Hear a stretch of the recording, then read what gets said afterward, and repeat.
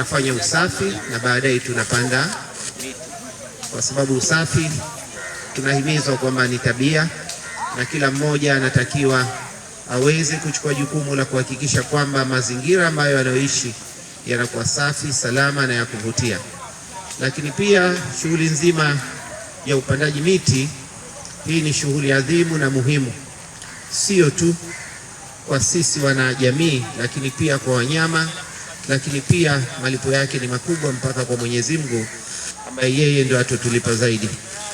Katika wiki hii ya ardhi na makazi, nasema kwamba tumepanda miti.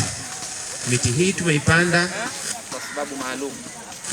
Sababu yake hasa ni kuweza kuhakikisha kwamba ardhi yetu tunailinda na tunaiweza kuihifadhi na tunaiongeza thamani pamoja na wale wote ambao waliokuweko katika maeneo yale.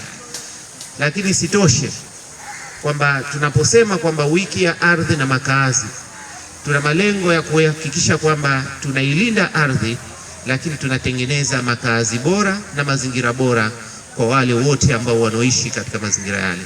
Kwa hivyo nitoe wito tu kwa wanajamii wote, hususan wale ambao wenye tabia ya kukata miti, wasiwe na tabia hiyo. Miti inahitaji kuhifadhiwa, kulindwa na kuweza kuendelezwa. Lakini pia tuweze kuungana na wenzetu wa Wizara ya Ardhi na Makazi kwamba kuwa na tabia ya kuweza kufanya usafi na kuweza kupanda miti katika mazingira yetu ili kuweza kuhifadhi na hatimaye kwamba tuwe na mazingira rafiki, mazuri, ya kuvutia na yenye haiba njema kwa jamii.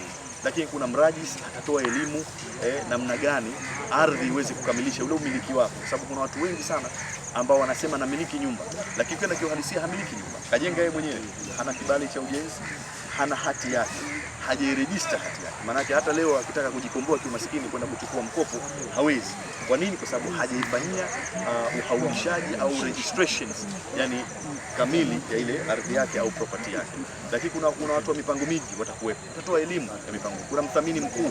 Sasa hivi tumekuwa na janga hili la thamani ya ardhi au thamani ya majengo. Watu wengi wana confuse kwa ajili ya mimi nathubutu kusema wakati mwingine kama manake wanatumia hii loophole ya serikali. Naomba wafahamu kwamba hii serikali ni ya kwao na wao ndio serikali. Tuweze kutoa hamasa, tuipe support serikali yetu ili tuweze kujenga nchi yetu vizuri. Hii nchi hawezi kutoka mtu mwingine sehemu yote kwenda kujenga isipokuwa sisi wenyewe.